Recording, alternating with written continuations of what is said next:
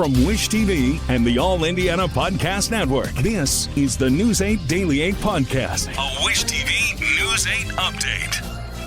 Hello, I'm Jeremy Jenkins, and this is your News 8 Daily 8 Podcast for Tuesday, July 2nd.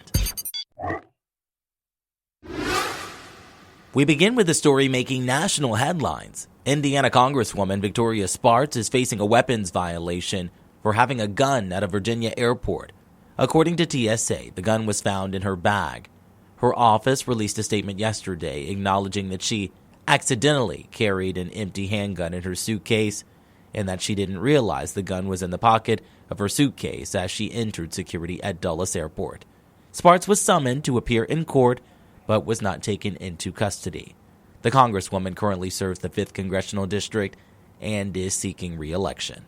A 23-year-old Indiana man was also cited for having multiple weapons at another Virginia airport.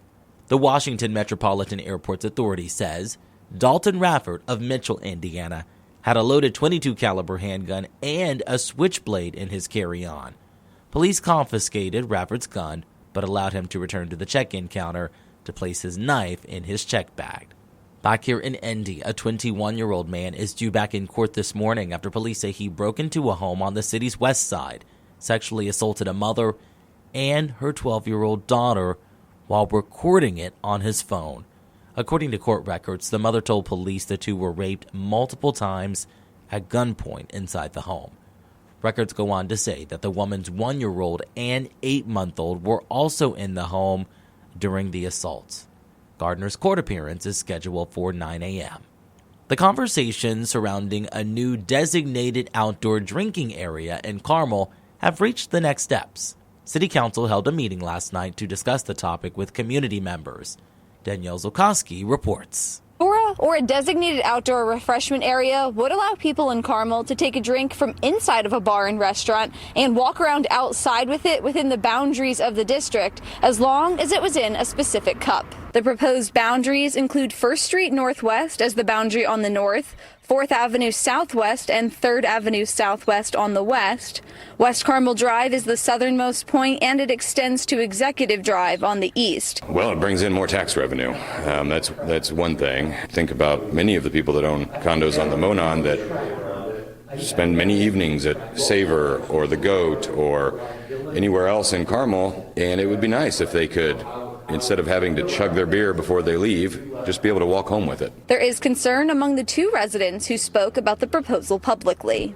I'd like to know why do this, how residents will benefit from it, what are the rules, how it will work. I don't see how residents will benefit from this. It seems to me that, especially because I think 3 businesses have already put in their permit applications for this, that it's only to benefit commercial.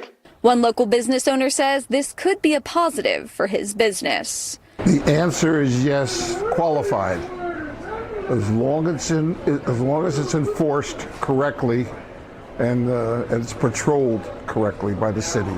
The finer details of the proposal still need to be hashed out in future meetings. This includes start and end times and what drink cups would be allowed outdoors. This is just the beginning for the proposed DORA in Carmel. It was referred to committee for further input and discussion. I'm Danielle Zulkowski for Wish TV, wishtv.com, and follow us on Facebook for updates. When it comes to the weather, Storm Track 8 says today will be mostly sunny and a bit more humid. Meteorologist Marcus Bailey has your News 8 Daily 8 forecast. It's going to be a bit warmer. It's going to be a little more humid. I don't think it's bad yet. That is coming as we go to the midweek. And I do think we're going to be dry today, too.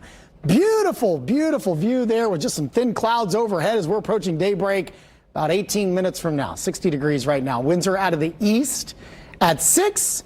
The dew points are into the lower 50s, so that is very dry air, helping those temperatures fall a bit and adding to that comfort level. We've had that for the last couple of days. Warm spot right now, couple of them. South Bend and Evansville matching at 62 on both ends of the state. Mid-50s for really most of central Indiana here for this morning. So we're in excellent shape and comfortably cool for most of the state here this morning. Storms is what we're tracking out to the west, Iowa, Wisconsin, northern Illinois. Now, no impact for us today, but that cold front is going to head our way for tomorrow, and that will bring us some of those showers and thunderstorms to our area. So nothing really to show too much on Storm Track 8 Futurecast as we go hour by hour. We'll get some clouds kind of rolling in here throughout the day, but I do think we'll see plenty of sunshine, and you see that southerly flow. We're going to get that warmth coming back in. The humidity will be up just a touch, especially later tonight. We're going to be in the upper 70s at noon and into the mid-80s for the afternoon hours. I think 90 in play for tomorrow, pretty muggy as well, and a return of storm chances. Unfortunately, that may carry over for much of the holiday weekend as well. We'll time it out. My Storm Track 8 forecast coming your way in just a few minutes. To get a peek at the full forecast, just head over to wishtv.com, or you can download the Wish TV Storm Track 8 app. And don't forget to check out our Storm Track 8 weather blogs. And we wrap things up on a lighter note. Walruses have returned to the Indianapolis Zoo. Aku and Ginger were housed at SeaWorld in Orlando while their home underwent an 18-month renovation. It was the first one in nearly 30 years.